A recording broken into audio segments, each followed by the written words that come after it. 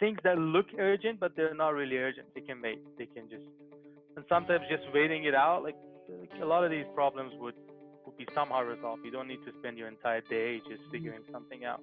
That's interesting. Patience. Yeah, yeah, patience. Hard thing, If there's man. no deadline, just, yeah.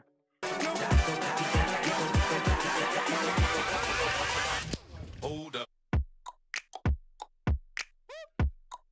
Hello, Level Uppers. It's Paul Davidescu from the Level Up Mortgages Blueprint, where we interview entrepreneurs in real estate technology and FinTech about their blueprint to success in their respective journeys. Again, I'm your host, Paul, and today we have definitely an inspirational and extremely innovative guest, and that is Sam Mehrbod from RoomVu. He is the co-founder and I guess, the CEO of this awesome tech company. So, Sam, welcome to the show. Awesome. Thanks, Paul. Thank you. Welcome to the show, everyone. Thanks for having me, and thanks for the kind introduction. So I guess, yeah. Excited to have you, and we're also matching. Look at this. We didn't even plan this out. We're both wearing blue, feeling good as we're kind of in weathering through this pandemic.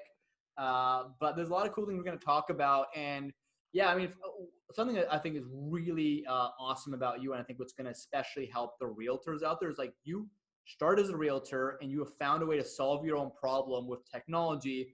And that's kind of the company you're running right now. So we'll talk about obviously what RoomVu does. I'm going to dig into the ways you have learned to reinvent yourself. And I think a lot of people are reinventing themselves now, especially in the middle of COVID. They have no choice. I mean, that's honestly some of the best ways to innovate, right? When your back is up against the wall. So yeah, I'm super excited to jump in.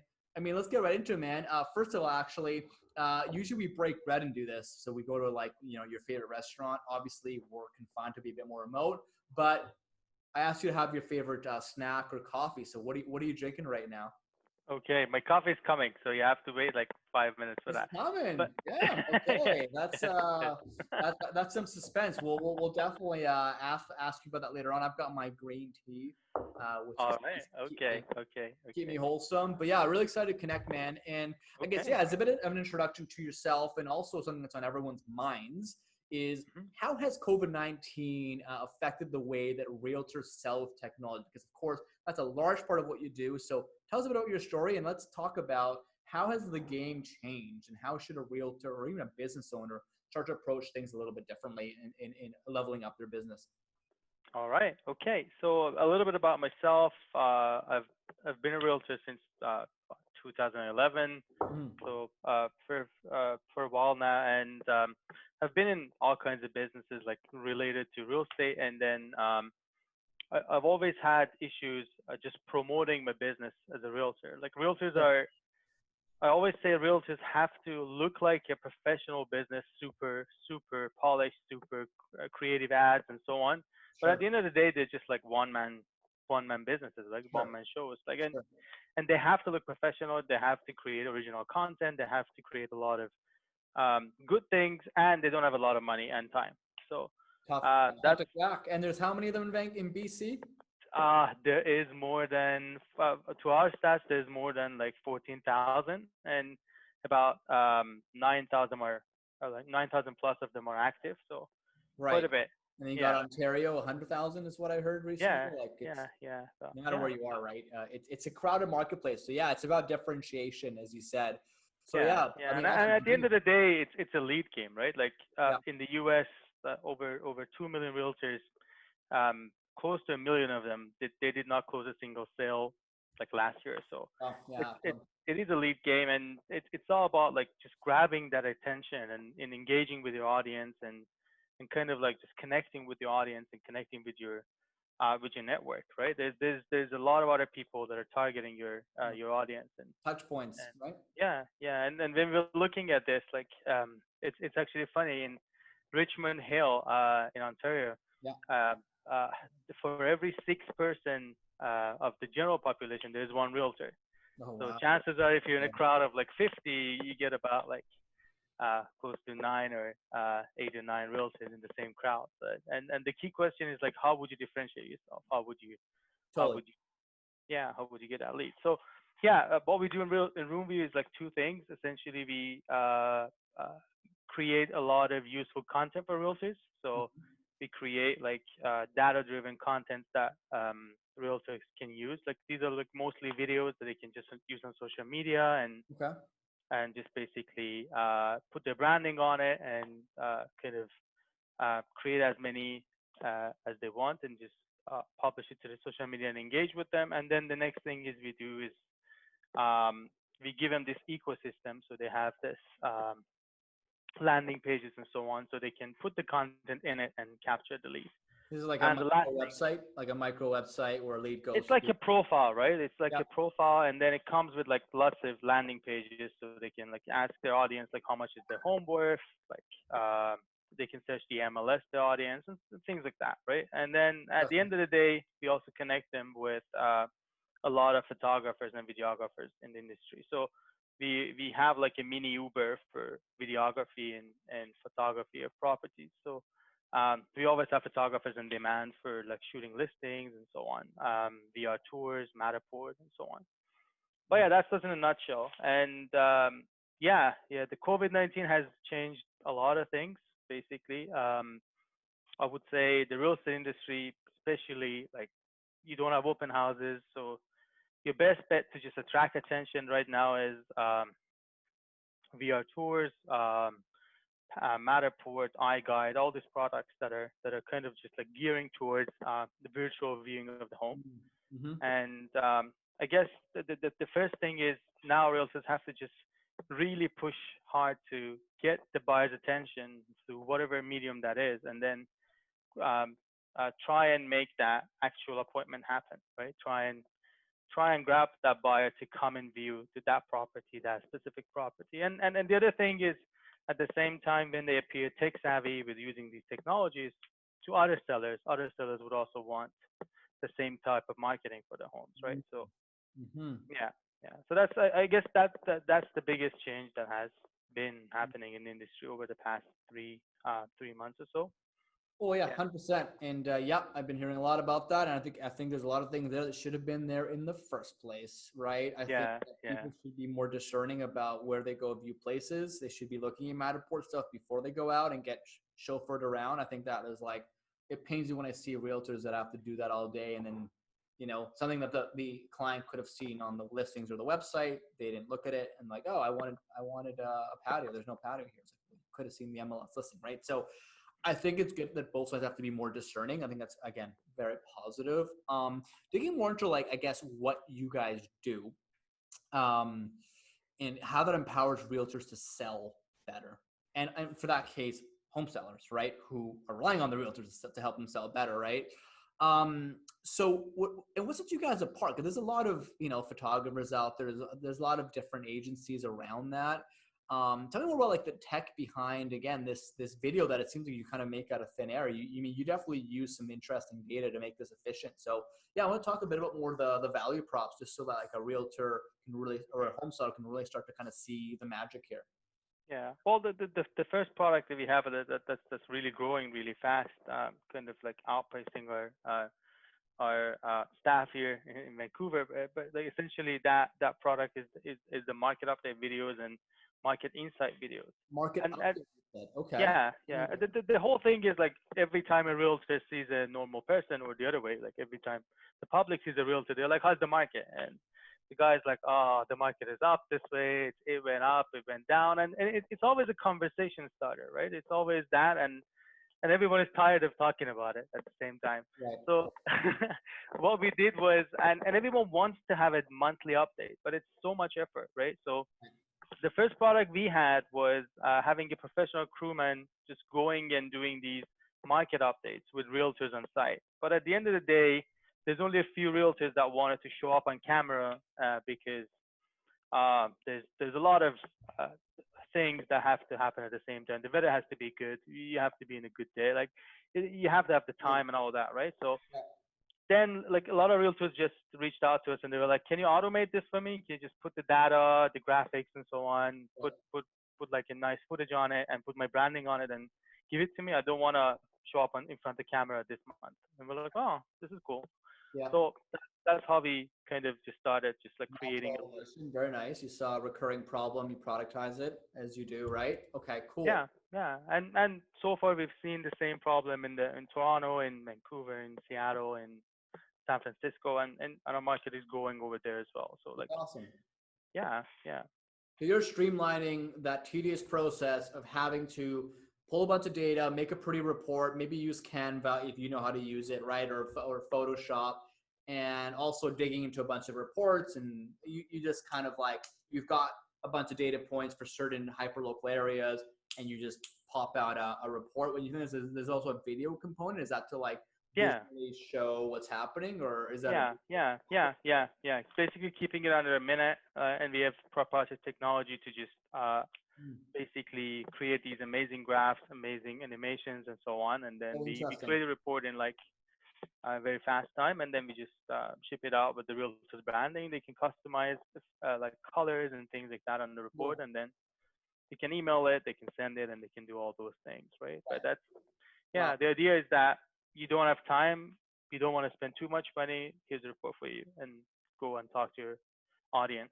Yeah, get that touch point in and answer the question everyone has on their mind. Is the market going down? What's the market report for this specific area? Yeah. That's always the question, as you said. So I mean, that's brilliant. I think people have to just check it out for themselves and see how it works. But it seems like you're saving a lot of time, adding a lot of value, and helping them actually sell more because they're bringing in great information. They're packaging it up super nicely, and it gives their prospects and current customers an excuse to ask a question. You want to get questions from your customers, and you want to get the right questions. And if they're, you want, hopefully these videos have people asking questions that show a better intent to buy at the end of the day, right? Yeah, exactly. We're all salespeople, right? So this seems like a great tool. That's really cool. I'll definitely link to it in the show notes. Well, thanks for sharing that. And on topic of technology, I mean, clearly, you are fairly tech savvy, actually running a tech company. Let's talk about like, maybe just like on the consumer standpoint, or maybe these are apps that some realtors can recommend to customers. Like, what are some tech tools or even just resources that home buyers should be aware of when looking for property, basically? Okay. So technology-wise, there's a lot of new tools that are coming out, and I think Canada is a little bit slower to adopt these technologies, but definitely we're seeing huge growth in them. Like from the virtual tour technologies, the real tours and so on, to Matterport, iGuide, and all these tools that enable home buyers to kind of experience the space, like walk through that space before actually driving up there and going there. That's definitely a tool that I think everyone, especially buyers, should be utilizing right now. And the challenge is that these tools are not going to replace the in-person visit, right? Like no one is expecting these tools to actually do that. Although we've seen people like doing transactions if they're on a trip or something, and then they see a house, they like it, and they move on it. But like essentially, like it would not replace that real feeling of just like going there. But it definitely just saves a lot of time, right? Like and I've seen like a lot of buyers not even clicking on these like virtual tour links. Either they don't know where they are or like how to access them and so on. So I think that's one of the things that they should be definitely looking at. And then technology wise, there's plenty of good tools now that can just connect them with the right broker, connect them with the right like lender and so on, and then those are like your territory and kind of like what you guys do is definitely better. But so I think these are like things that are not solving the entire problem, but they're definitely helping, like mortgage calculators and things like that, just to understand where they kind of are in the process, like what do they need and so on. Sure, yeah, and sometimes people can get saturated with too much tech, and as you alluded to, and this is kind of like part two of the question is, what parts of the real estate process do tech tools give the illusion of solving? Because sometimes it can be deceiving, or it's actually not the right replacement. So yeah, maybe get a bit more granular on like what parts can't really be replaced by tech beyond, of course, visiting the place and getting a feel for it. Any other parts you see people trying to cut corners in that maybe just I mean, at the end of the day, the real estate purchase, especially for first-time home buyers, for and people that are buying their first um, uh, home, it's still very emotional. Like I've seen people just starting with like this um, very strict criteria, and by the end of it, the home that they picked is nothing like what they had in mind, right? And there's a reason for that. Like it's very emotional. It's a big purchase, and there's definitely like a lot of hand holding needed for this emotional process by a realtor. So I don't think like, well, with all this iBuying technology or all the things that are coming out, like I remember in 2012 people used to say realtors are out of business in the next 2 years, but like here we are, we're still an integral part of this process. And I think that they would still remain that, because at least for the first time home buyers, for the people that are buying homes, it's still very emotional. For sellers, it's still very emotional. Like, and it's definitely harder to do it without um, kind of mediators or people that would facilitate this process, right? Sure. And negotiate on your behalf and help you Yeah, figure out things yeah. quickly and all that stuff. No, I mean, there's no doubt about it. And so you've seen things as a realtor and as running a real estate tech company, right? You've probably seen the personal finance side of it, and especially, I mean, I know that's a bit of my territory, but like from your perspective and maybe from your customer's perspective, are there certain trends that you see that people overlook when looking, when, for example, borrowing money for their mortgage, so they can get a property? Are there some things that people continuously overlook, or that a lot of your clients, their deals don't go through because their clients didn't do their homework, or there's something that did not help them qualify? Well, definitely, right? Like I think it all starts with going to the right lender, like knowing what the strength of the application is, and so on. Like probably um, some lenders don't favor uh, some stuff on your application, whereas the others actually favor those, and Totally. they can help you close that deal better. And some of the other things, like some of the actual mistakes that people do for the mortgage, I would say, is like not calculating exactly like these thresholds for CMHC, like how much how much money they should be putting down, like what is the premium rate. Like I've seen a lot of people just like paying way too much premium, whereas they had the money, they could have just Yeah. um, paid a little bit more, like 10% more, and like 5% more, and then just kind of go um, and pay less premium. Another thing that this is again your territory, but like I've seen a lot of people um, choosing like really bad fixed mortgages when they know they're gonna sell the property in the next year. So these things, I guess these things are the key things that Yeah. keep happening. And then they come back and say, hey, I have this $50,000 bill. I don't know what to do with it. I Mhm. knew I was selling within a year, and then I'm like, okay, so what did you choose a fixed mortgage anyway? So that's again, yeah. There's a lot of things, I guess, and it's Education. definitely important to work with the right lender and the right broker to kind of facilitate all this. 100%. Yeah, and just doing your homework right. And Yeah, I think part of doing your homework, especially if you're an entrepreneur, whether it's a self-employed person looking for a mortgage or a realtor who's inherently an entrepreneur, let's talk about, yeah, a bit of your journey and like what gets you to where you are now. Like you've got to be really disciplined with your time. You've got to be focused. You've got to be creative. You've got to take care of yourself. So yeah, habits. Are there any daily habit, habits you want to share, especially ones that have come up during COVID? That have helped you, yeah, level up yourself as a level up. Yeah, tech company yeah. CEO.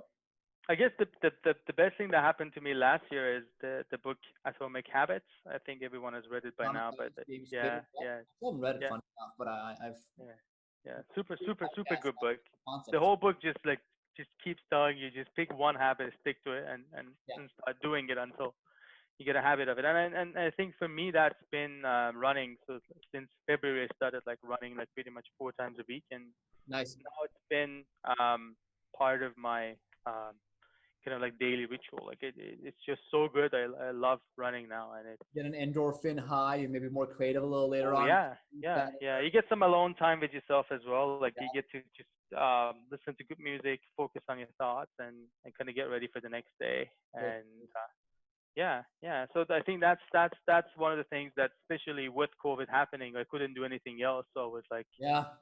yeah, this is now the time to do some running and some yeah. So that's definitely been helping. So yeah, I guess apart from that, just being really disciplined with your time, right? Just saying no to a lot of things. And I think Mm-hmm. and I Mm-hmm. think that's the hardest part because Isn't that the secret? And that is yeah. actually my next question, man. How do you say no without ideally burning a bridge? Yeah, yeah, Yeah. it's super hard, right? Like you want to have all these relationships, you want to have, especially as an entrepreneur, you want to have all these people that you want to keep happy. You want to go to these events and so on, but at the same time, you just have to pick and choose Mm-hmm. your battles, right? Because Right. yeah, yeah. Another interesting book that I read recently was the One Thing, and it's Yes. by the founder of Keller Williams, and Yep. it's very like kind of just like touching on that. Like just pick your one thing, stick to it, and do that really well. And yeah, say no to a lot of good things.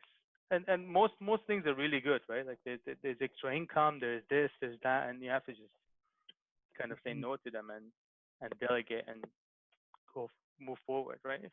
No kidding. So are there any like, let's call it carrots or shiny objects that you see a lot of entrepreneurs, specifically maybe realtors, even mortgage brokers, people in professional services that maybe get distracted by, but like there's enough data points out there to say it's probably a bad idea. Like, is there any kind of common shiny things you see people going for that generally may not work? Hmm.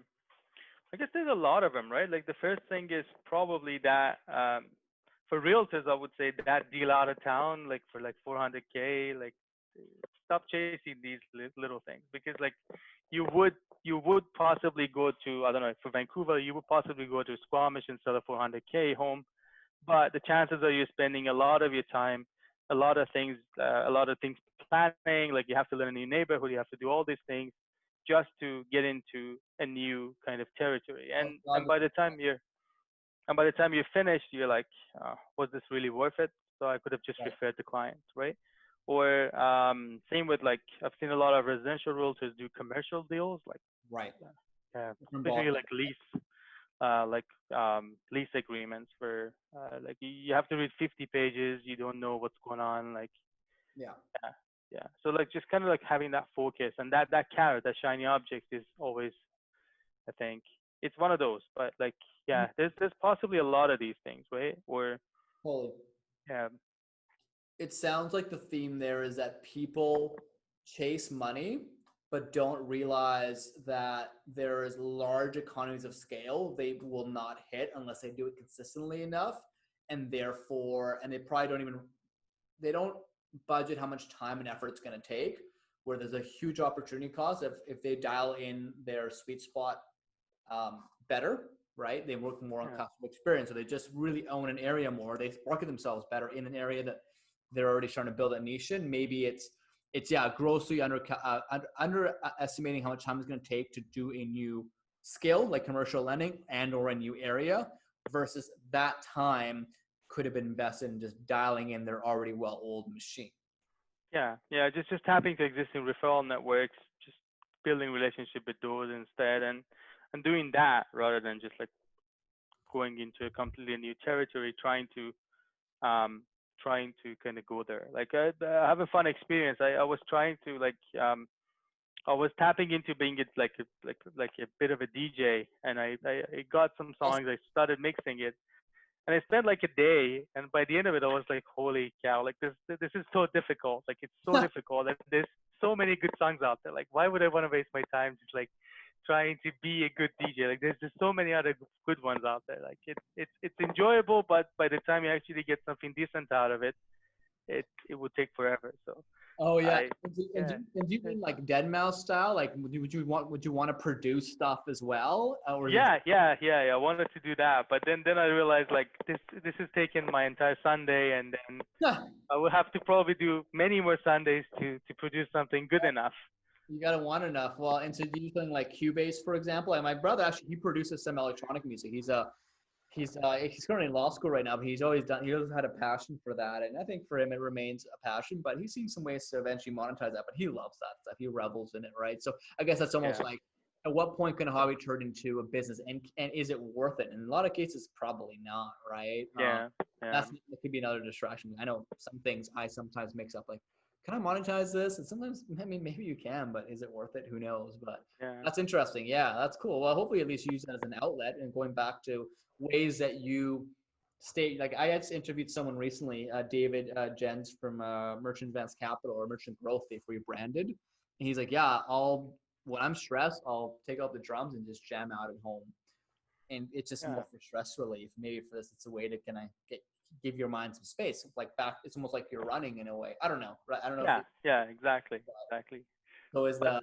But the lesson was that like it takes a long time to get good at it, and it probably like you can do better things with your time. So yeah, end of the day, I'm not gonna be a professional producer here, so it's I just watched The Last Dance recently, right? MJ, the whole Michael Jordan story, and you're like, damn, that's a hard thing to be the anomaly in. So yeah, I mean, you got to make calculated bets, like, right? But hey, dream big.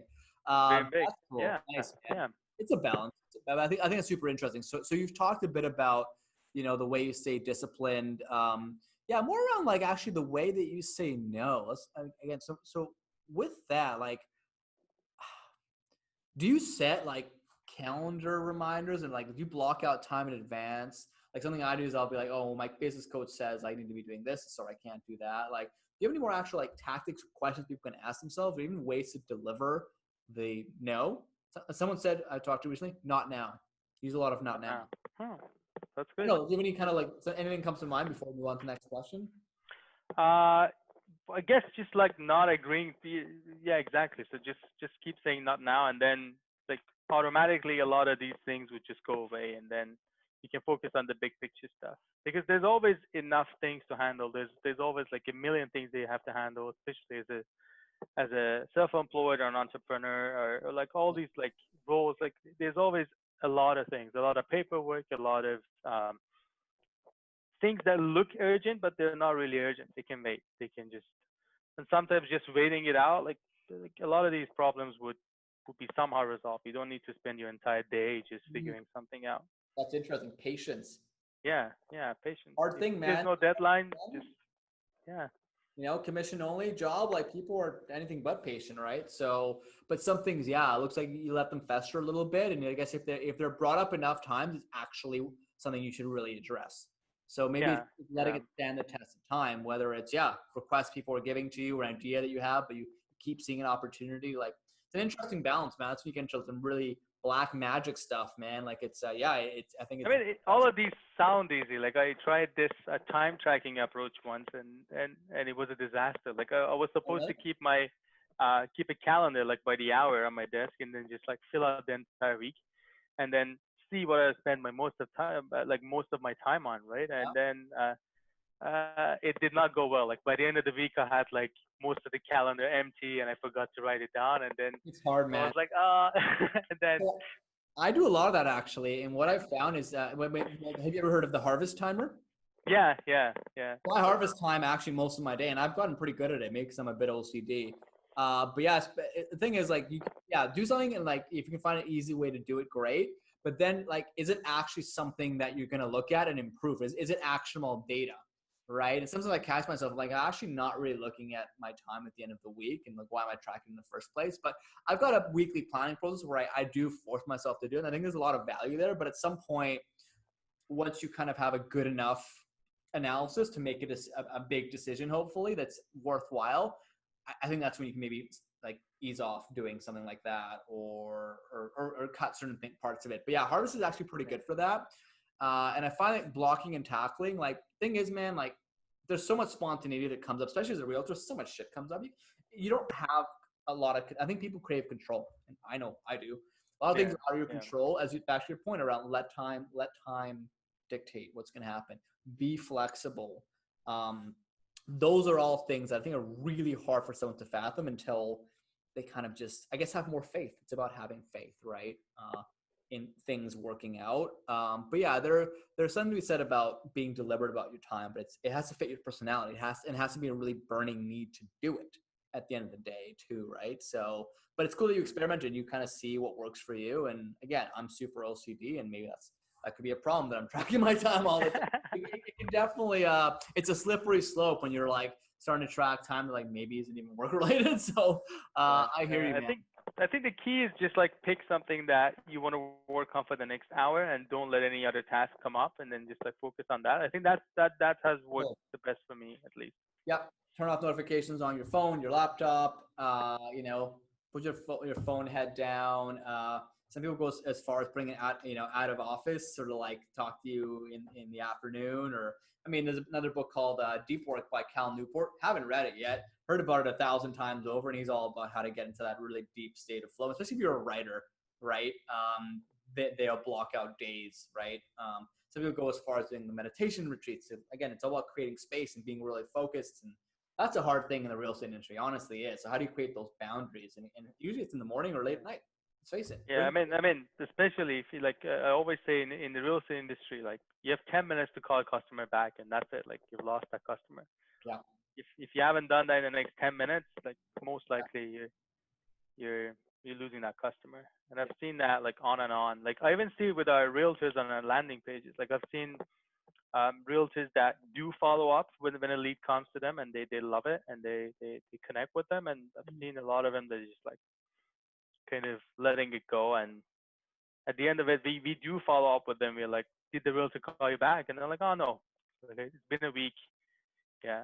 So I guess there's also that fine line, right? Like it's harder for real estate professionals, mortgage brokers, and so on, because there's always like there's a million other realtors out there, right? So, and you gotta be the best. You gotta stand out somehow. And yeah, in that game, it's a straight customer availability, customer service, and sales game, man. And again, back to what you do, you give them a great touch point. And I think if you systemize a CRM properly, a lot of stuff can be done more and more automatically within a fine balance. That's a whole other topic, right? Marketing automation. Cool, man. Well, look, time's flown by. I mean, I think like just to maybe to wrap up here, do you have, I guess sort of like any last words of advice, or even maybe you want to just summarize your most profound key points from our chat today? Like, what do you leave realtors off with, or even just business owners as we get into sort of this next phase of COVID, right? Where it's seeming to be flattened in a lot of areas. This is June 2020, we're recording this, but there's still a lot of uncertainty out there. So what's your advice as far as ways that they can improve what they do? And I guess the common theme is continuously about staying top of mind and adding value with your customers. So I think the key is that just like try to tap into social media. Try to tap into social media, anything that works for you, and then just keep adding value, keep adding like good content, and let people get to know you, get to ask you questions, and add a lot of value in your field. I've seen like a lot of mortgage brokers and realtors, newbies, like they really get good at this. Like I mean, in one or 2 years, they're really known in their field because of all these things that they've done. And and it could be a lot of simple things, like just like a lot of things that seem simple to us and we're embarrassed to share because we think it's common knowledge. A lot of it is basically new information to a lot of people. 100%. You're just getting it out there, huh? I love it. Sam, time flies, man. So Sam Mehrbod, the co-founder and CEO of RoomVu. Thanks for your time, man. I'm gonna put a lot of things we talked about on the show notes. Of course, ways they can also get in touch with you. You've been a pleasure, man. And holy crap, does time fly! Thanks so much for bestowing some wisdom upon all of our audiences. And I definitely think that there's some things they're gonna take from this to help them level up. All right. Thank you so much, Paul. Thanks for the opportunity. And then I look forward to connecting more. Likewise, man. Talking more things. Awesome. Good luck, and keep those runs up, and we'll be in touch. All right. Okay. Thank you. Thanks so much, man.